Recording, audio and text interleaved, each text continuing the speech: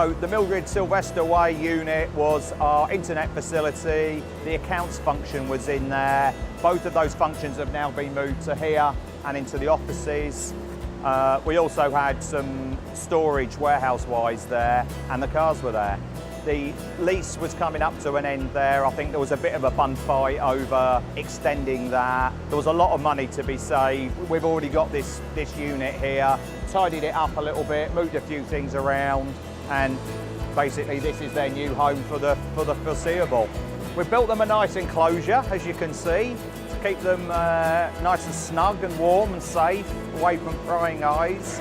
I think we've got about 50 of them in here now.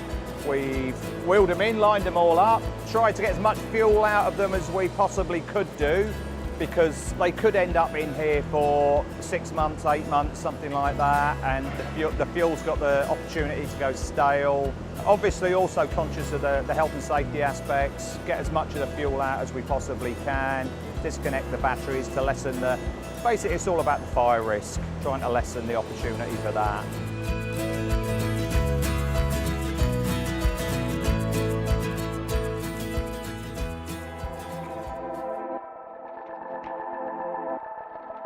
My idea of design is it comes from many different avenues.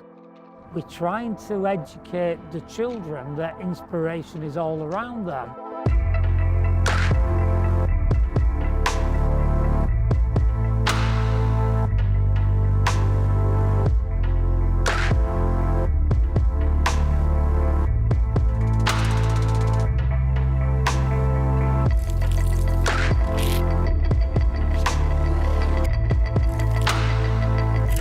The Design Museum exists to explore the processes behind all manufactured objects, everything that, if you like, is designed, to think about how they came to be, the creative processes that gave rise to them, and, if you like, the cultural forces that either require them or adapt to enjoy them. Back in 2015, Ronald Stern, who's a passionate collector of Ferrari archival material and memorabilia in London, approached the Design Museum and suggested that some of his collection went on display.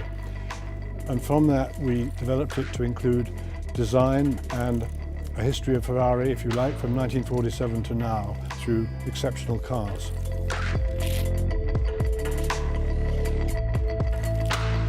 It's a collaboration with Ferrari. It celebrates 70 years, but we also wanted to look at Ferrari as a design case study.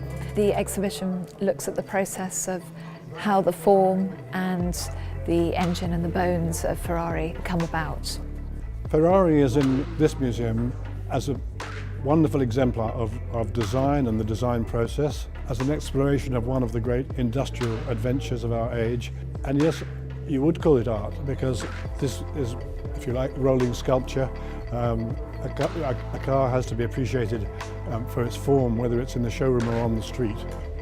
So my advice to somebody starting a design museum would be to get a really good team around you, a knowledgeable team, a team to be well funded, but also to know what your key messages were, what you wanted your museum to do.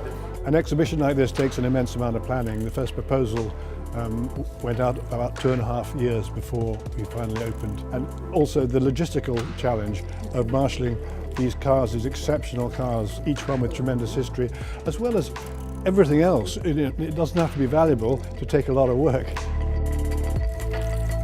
The next stage of the three-pronged development is the visitor centre. The plans now have been drawn up. We're going to try to tell the story of the evolution of design around cars.